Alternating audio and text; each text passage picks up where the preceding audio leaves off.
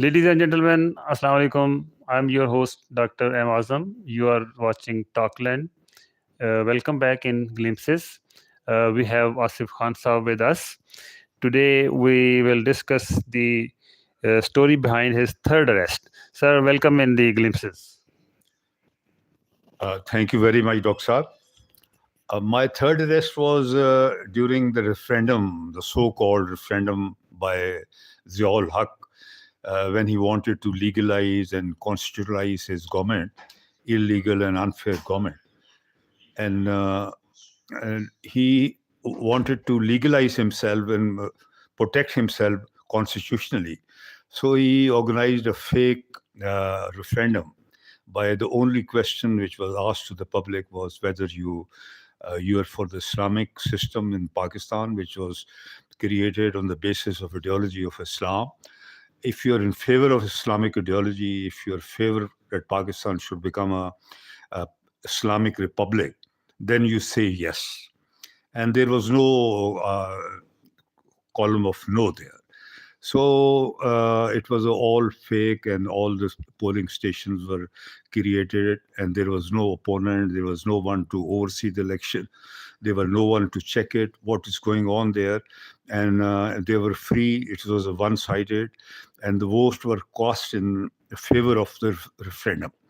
Before referendum, he realized that this is an illegal step, and this is not a constitutional provision. There is no provision in the constitution when you ask the public that you want Islamic system or not.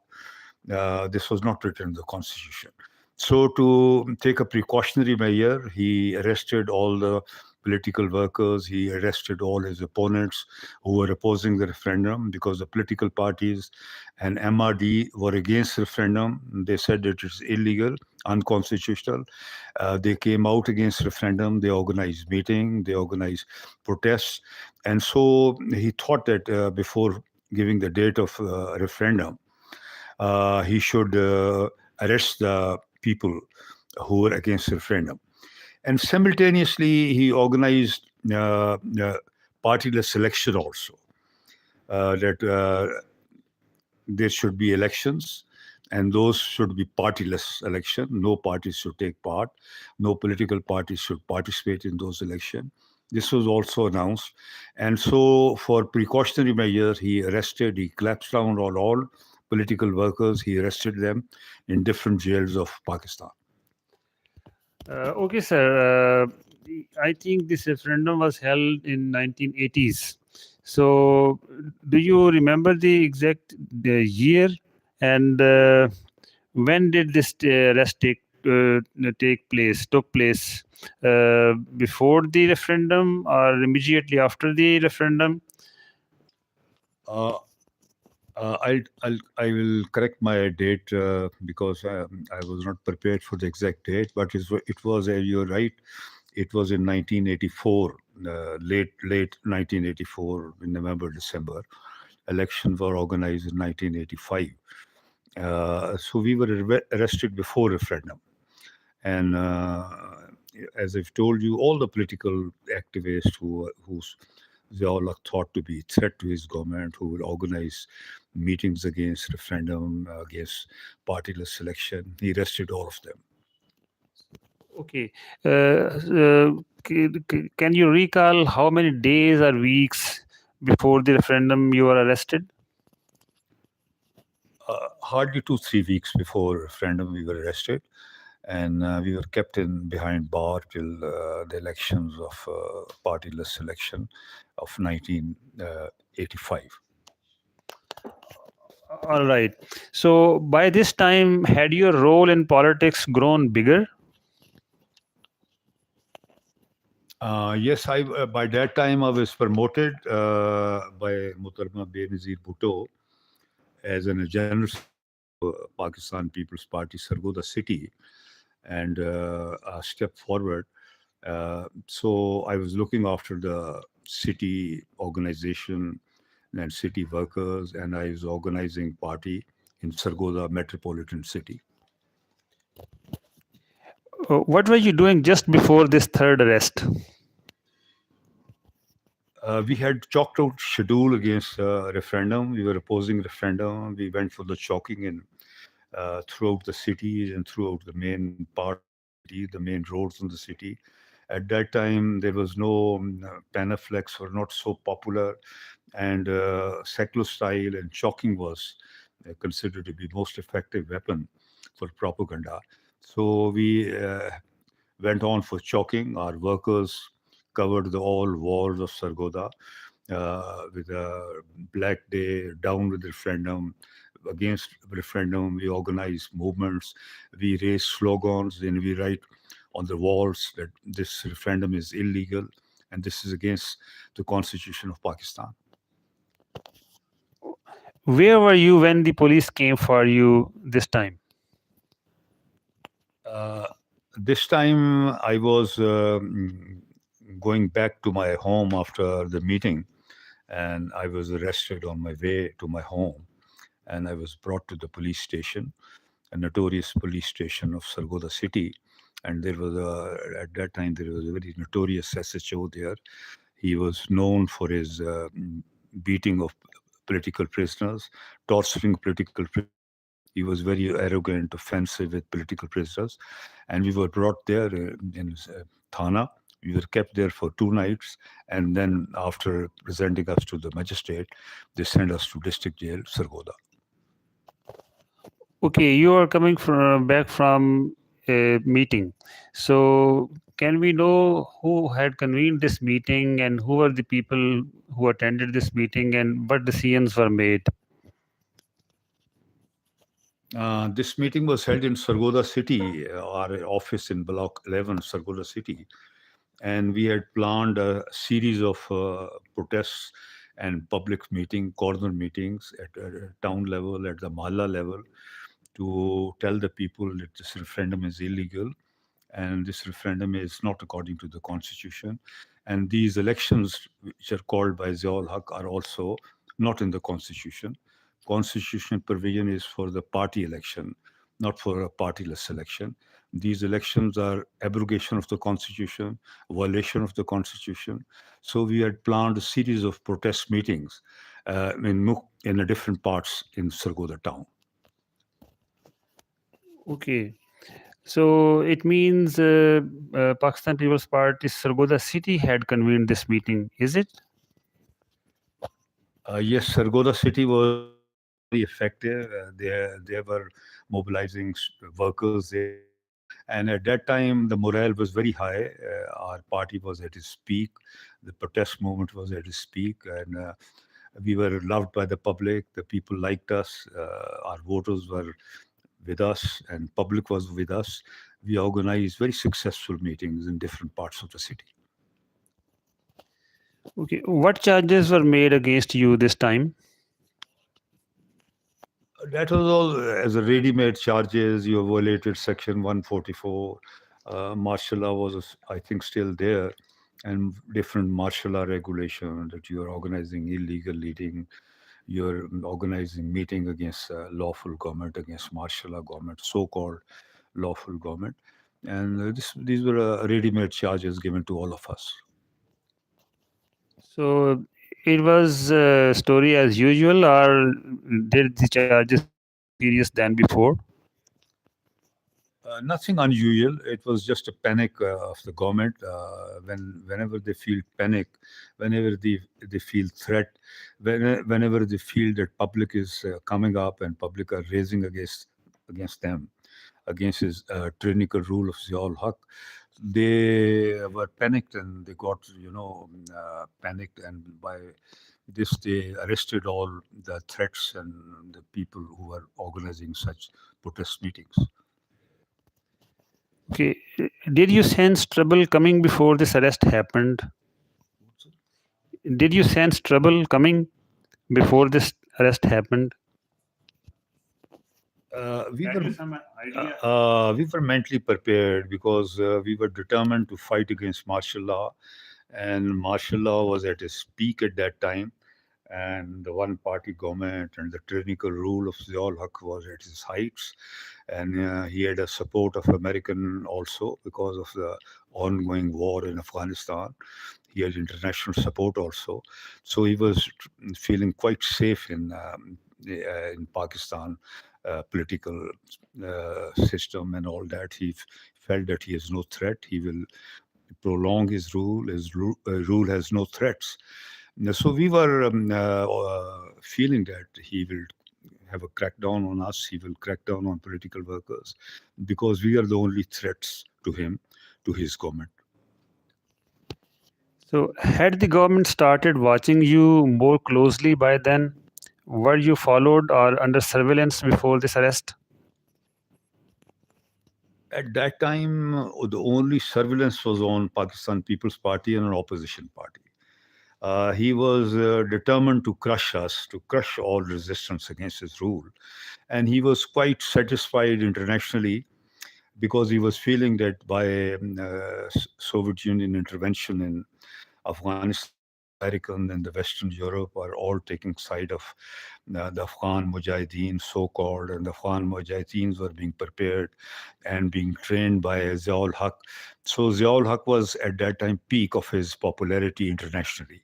So he was not feeling any threat internationally. It was only from the opposition parties. The opposition parties were all only raising slogans against martial law and against his rule. So all the intelligence agencies, all surveillance was bent upon covering our activities, were watching us. We were under surveillance day and night. We were being watched and followed. Were many other workers arrested along with you this time? Dozens of workers in Sargodha and hundreds of workers throughout Punjab and thousands of workers in Pakistan. All the political activists who he thought to be threat to his rule, who could organize meeting against him, who could organize protest against him, he arrested all of them indiscriminately.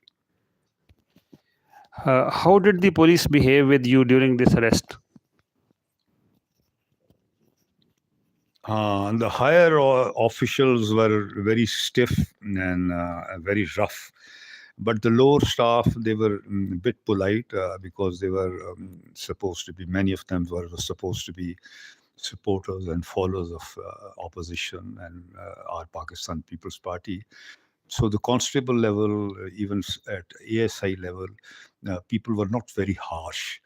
But onwards from ASI, they were very hard and rash, and they were bent upon crushing our movement because they thought that this government will continue for a very, very long time, and our career depends on following the government's policies and what government direction gives us. So the upper officials were very rough. The lower staff were a bit polite. All right. It was your third arrest during your political journey. So, where did they take you after arresting you? This time, because there were so many prisoners throughout the country and throughout Punjab, so we were kept in our home district, and we were kept almost same barracks in which we were kept in 1983. So, this time during your third imprisonment, was it longer than before or shorter? No, it was much shorter than before because after the partyless election, when the results came out and the results were quite satisfactory to the martial law government, all of the candidates were martial law government supported. But the people who won elections were die-hard supporter of Ziaul Haq, so he felt no threat, and he released us soon after the elections. So, did they shift you between different jails this time, or you spent the whole time this time in Sargodha jail? We spent all the time in Sargodha jail, but we were not treated well. We were not provided the facilities. We were not treated as political prisoners. We were kept in solitary confinement, and we were provided food, but that was, as I told you, as usual, in bad shape.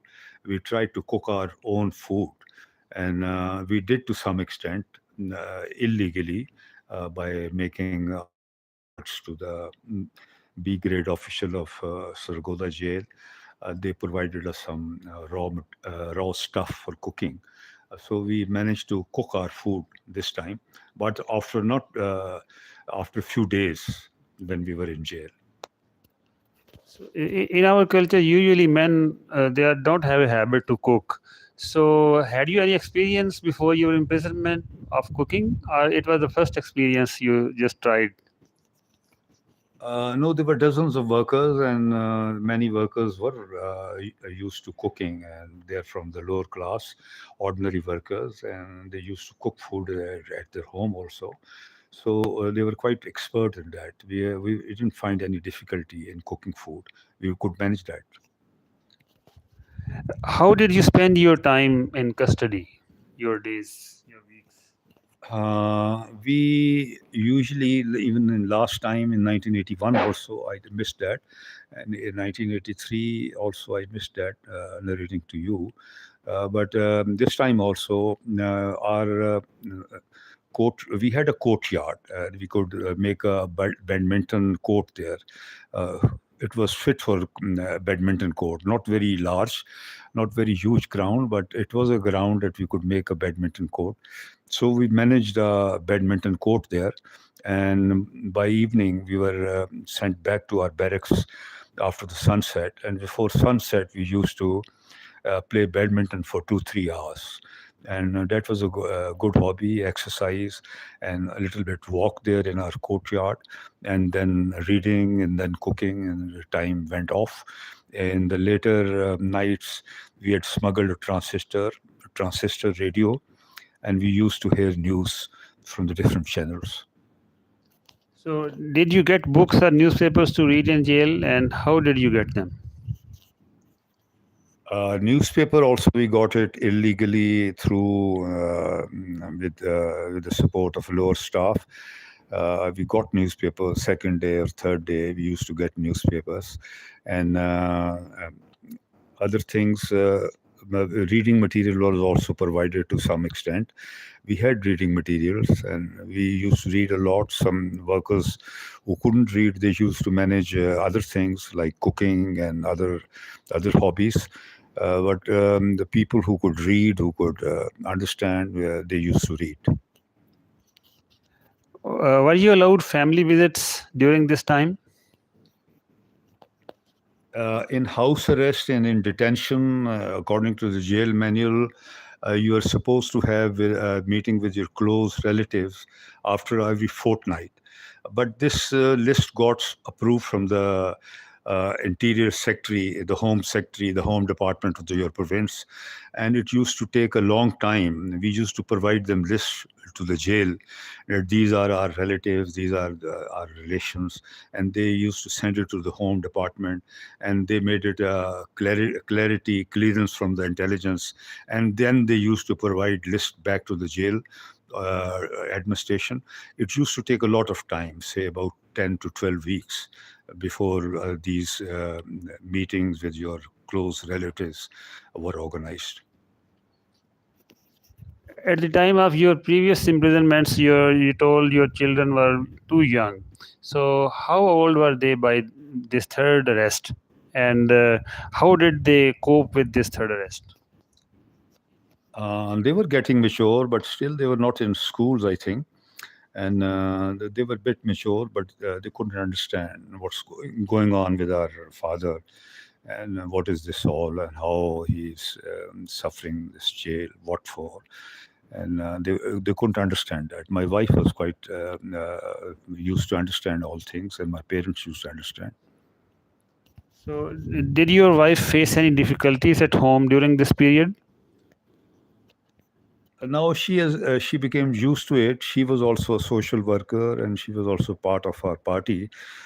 She was not very active, but she was a supporter of our party.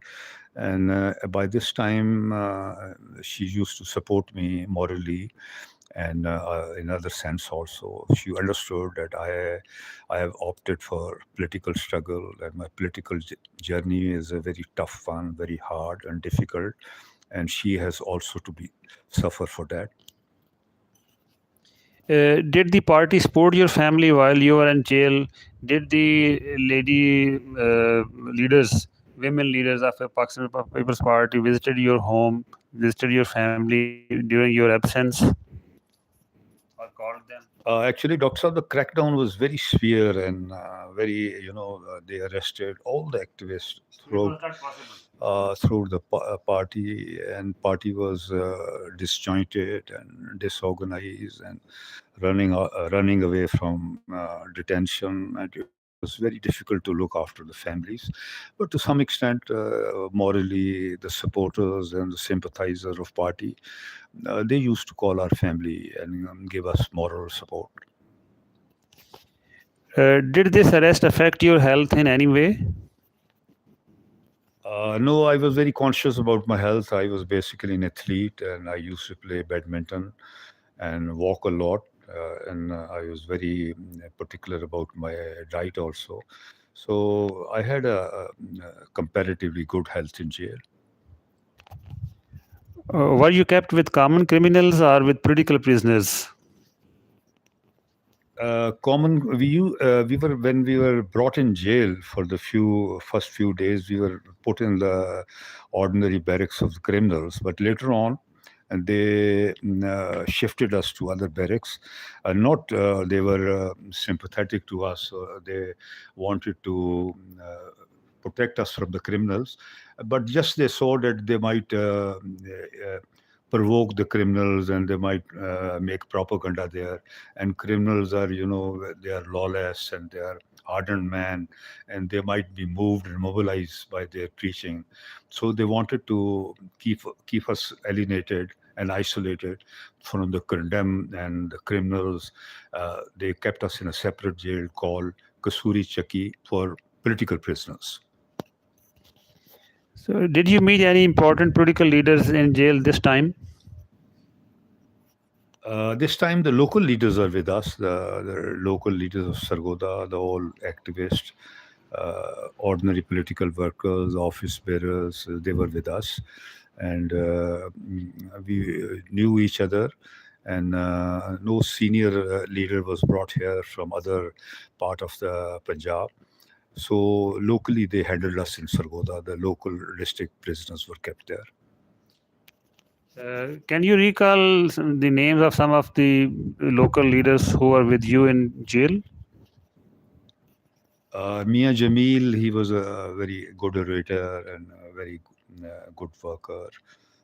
He was with us. And then Mia Wazir, he was our city president, he was with us. Chaudhry Khalil was with us. And there were many ordinary prisoners, Hafiz, Abdul Shakur, Yasin, and many, I have forgotten the name of them. Many local prisoners were, unfortunately, most of them have died.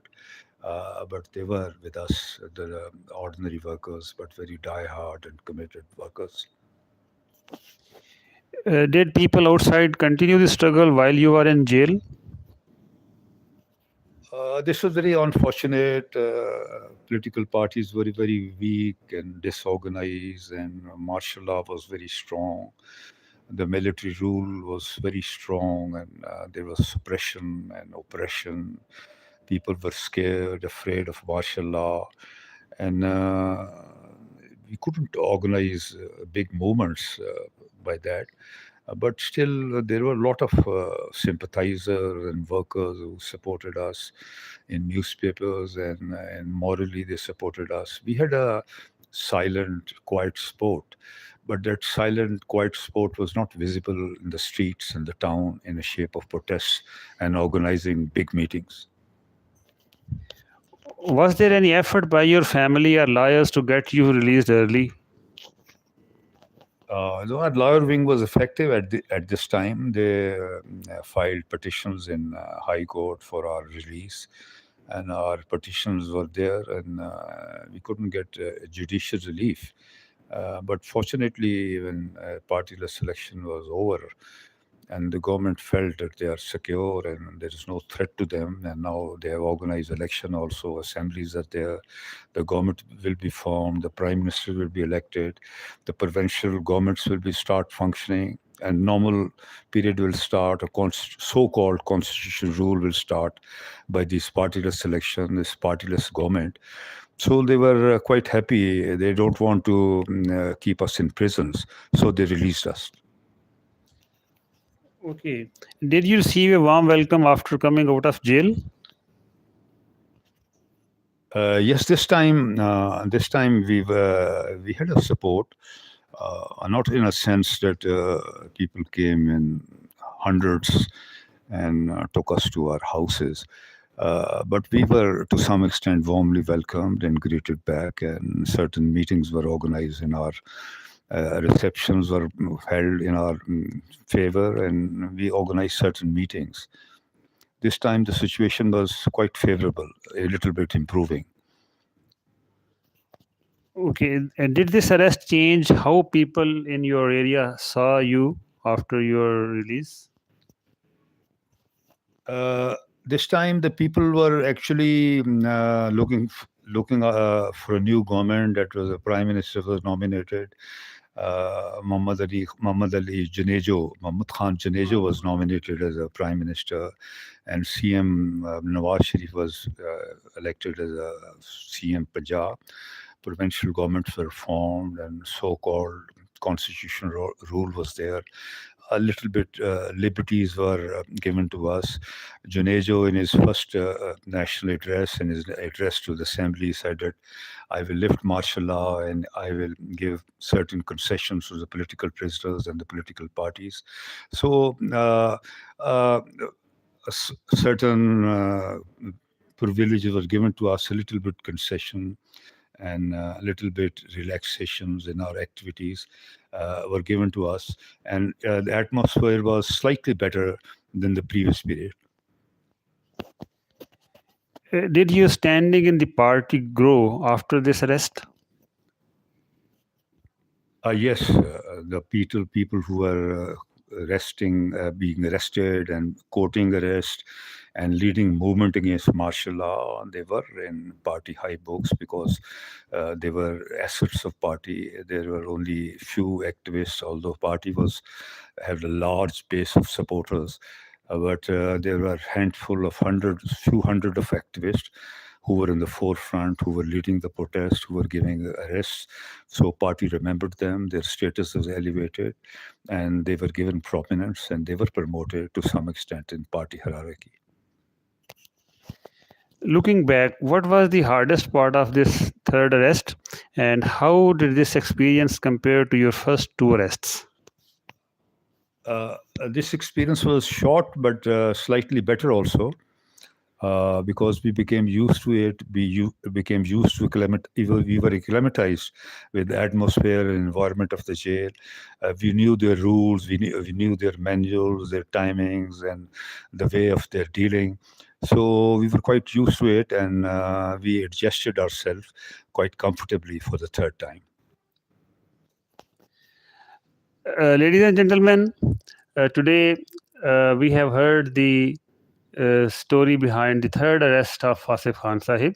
In the upcoming episode, we will have another exciting story before his fourth arrest. So, thank you very much, sir, for your time. Thank you very much, Dr. Saab. See you next Wednesday.